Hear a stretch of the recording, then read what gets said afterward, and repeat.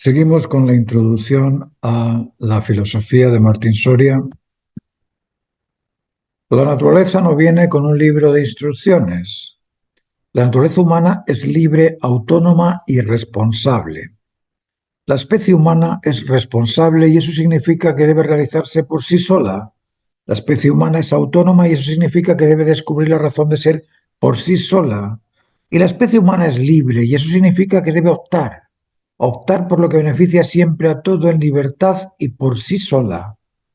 Educación es el conjunto de conocimientos almacenados a lo largo de la historia que permiten reconocer aspectos de la identidad humana, de la dignidad humana y de la integridad humana, aspectos y facultades, capacidades y habilidades distintas y particulares, además de aspectos técnicos, pero los aspectos profesionales solo realizan al profesional, no realizan al humano normado en sus normas de comportamiento, de convencimiento y de convivencia.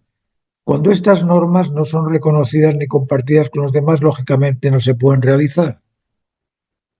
¿De qué le sirven los aspectos técnicos al ingeniero emocionalmente incontinente, o imprudente y destemplado, o disperso, imprevisible, incapaz de controlar los resentimientos o los apetitos alimenticios o las adicciones, a un ser incapaz de superar la antropofobia?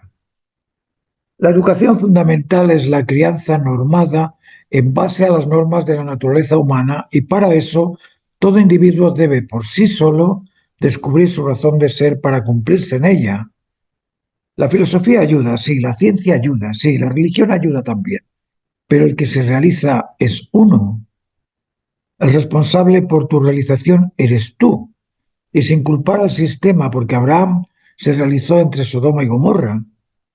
Esa es una demostración de que el ambiente no justifica la incontinencia emocional. La naturaleza humana es libre, autónoma y responsable, libre de interesarse, investigar, analizar y descubrir el verdadero significado de libertad. Libertad es optar y para optar es necesario disponer de expectación y alternativas. La expectación exige una entidad sensible con la capacidad de captar lo esperado y con la voluntad exigida en la respuesta al optar. Esa capacidad sensible capaz de percibir y con la propiedad de disponer de perceptibilidad es la emoción. Consecuentemente, no puede existir la libertad aislada e independiente de la emoción. Y la libertad para establecerse ha de elegir algo que le guste, que le agrade, algo que se ajuste o que concuerde con lo pretendido, o algo que beneficie a la motivación por conseguirlo. Ese algo que vale al ser libre es valor. Libertad no es solo una palabra, es una secuencia de aspectos interconectados unos con otros que hacen posible la actitud creativa. Libertad sin estimulación e impulsos sería inútil. La naturaleza humana es libre, autónoma y responsable. Es autónoma, autónoma, capaz de reconocerse a sí misma por sí misma. Reconocerse es volver a conocer y para volver a conocer es necesario disponer de conocimiento. Conocimiento es información evaluada. Evaluada es todo un sistema operativo, apreciativo, informativo y de contenido lectivo significativo, y para conocer es necesario perceptibilidad emocional, cognición consciente de una conciencia, además de la información contenida en la significación del signo. Estamos hablando de conectividad entre diversos factores, además de las facultades que permiten la evaluación del contenido, facultades sensibles, intelectuales, motivacionales. Las capacidades humanas son interconectivas, así como las facultades que permiten su desarrollo. Las capacidades humanas son disposiciones orientadas en finalidades específicas, la emoción en la plenitud, el intelecto en lo ajustado, lo justo, y la voluntad en el deber. Cumplimiento del deber ajustado a lo pleno, realiza, cumple y salva del error. La naturaleza humana es libre, autónoma y responsable. Y responsable es capaz de responder al cumplimiento del deber necesario por sí sola. Para responder al deber necesario ha de percibirlo y en esa perceptibilidad existe sensibilidad emocional. Para responder al deber necesario de disponer de motivación e impulso voluntario, la motivación estimulante es un aspecto sensible y la fuerza de voluntad que impulsa el movimiento reaccionario es poder. Ese poder ha de ser intencionado en una determinada dirección o en un determinado propósito, el de cumplir lo debido, y en eso se intenciona y se selecciona de entre posibilidades la adecuada. Sin intencionalidad, selectividad y poder no se puede cumplir ningún deber.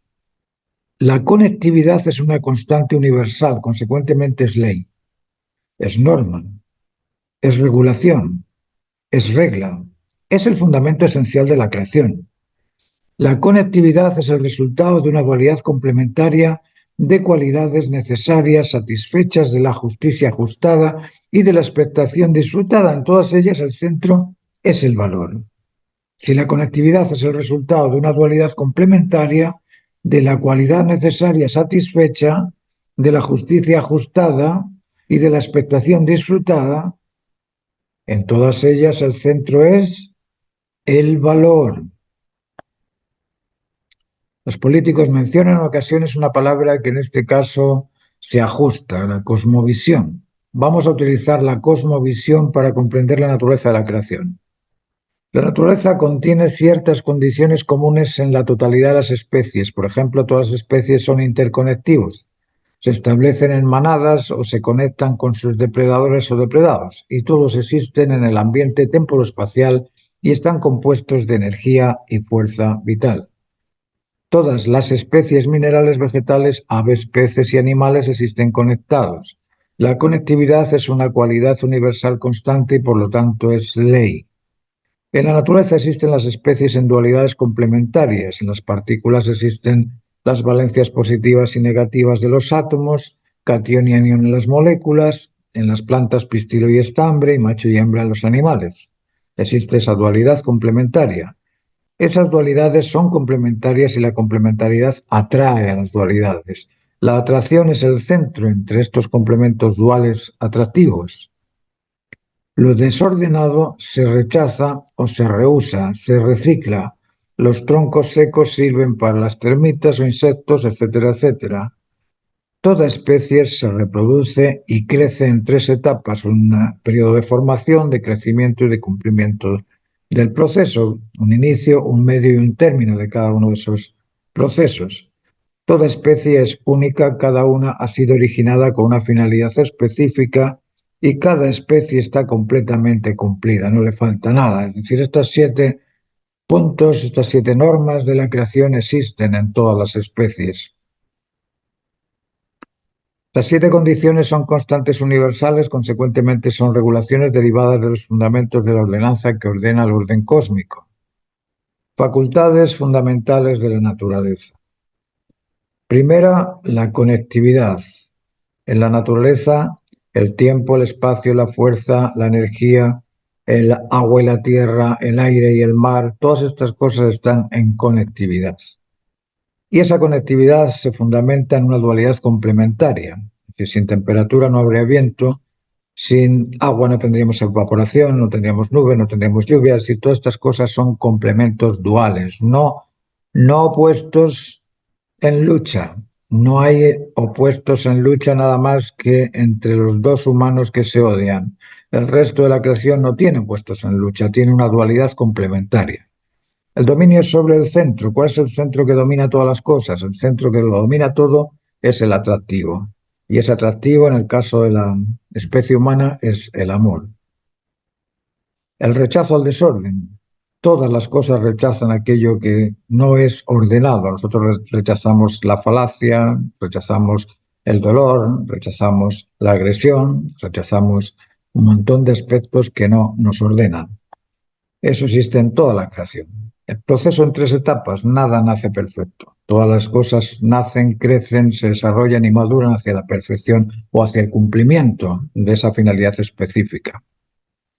Y esa finalidad específica existe en todo, no hay nada que sea igual a nadie. La igualdad no existe, no existe la igualdad, no hay dos ojos iguales, dos huellas dactilares iguales, dos hojas de pasto iguales, dos gotas de agua iguales, dos piedrecitas de agua, no existen dos aspectos iguales. ¿Por qué? Porque ocupan una posición distinta en el espacio y se les evalúa en un tiempo distinto y eso ya las hace ser distintas. El cumplimiento del máximo deber existe en todo, no hay ninguna especie que le falte, a ninguna especie le falta ningún atributo, a ninguna especie, puede que a un individuo de una especie le falte una pierna, pero a la especie en su totalidad no le falta absolutamente nada. La naturaleza en su totalidad se fundamenta en estas facultades y las especies operan todas en base a esta regulación ordenada de forma refleja, automática o instintiva. Así funcionan las especies, menos la especie humana que es libre, autónoma y responsable. Solo la especie humana es capaz de recrearse en el artificio humano o continuar su estado salvaje, instintivo, sin control y sin dominio sobre sus facultades particulares, de ser libre, autónomo y responsable. Por eso debe descubrirse en la totalidad del cosmos. El ser humano tiene que descubrir su identidad, su integridad y su dignidad para hacerse digno de ser llamado humano. Filosofía es la búsqueda de lo absoluto y la ciencia es el estudio de lo relativo. La ciencia no dispone de ontología, estudio de las propiedades universales trascendentales de la integridad humana, ni tampoco dispone de axiología, que es el estudio del valor y sus atribuciones, ni tampoco dispone de la cosmología, del estudio de la ordenanza que ordena el orden cósmico, las leyes y regulaciones particulares de los aspectos que componen la totalidad. Se preocupa por aspectos parciales, pero no por la totalidad. La ciencia se centra en el estudio de particularidades relativas a sus condiciones y cualidades. Analizan el bosón de Higgs sin analizar la ordenanza que ordena la totalidad del orden universal. Analizan la bacteria sin explicar la integridad de la identidad humana.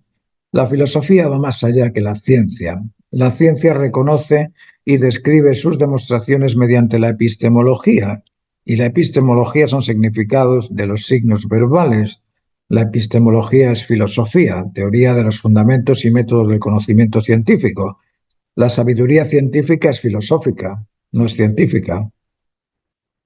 Lo absoluto no es demostrativo, es deductivo o inductivo, pero no es demostrativo. Pero lo absoluto es el contenedor de lo relativo. Las porciones son partes del todo. No se pueden demostrar los vínculos afectivos, ni el convencimiento intelectivo, ni las expectativas motivacionales, y sin estas tres capacidades sensibles, cognitivas y creativas no se podría probar la existencia de absolutamente nada, por mucho que lo digan o por mucho que lo tilden de ser científico. Para que sea científico necesita pasar a través de los sentidos a nuestra conciencia y ser evaluado en forma sensible, cognitiva o motivacional. La ciencia ha perdido el interés por la antropología, por la sociología universal, centrándose en las diferencias culturales o de comportamiento en lugar de centrarse en el reconocimiento del valor de las capacidades humanas. El derecho natural se ha dejado a un lado, la naturaleza humana hoy no es el tema de la psicología. Carl Jung o Sigmund Freud se divinizaron entre psicólogos y ahí quedaron.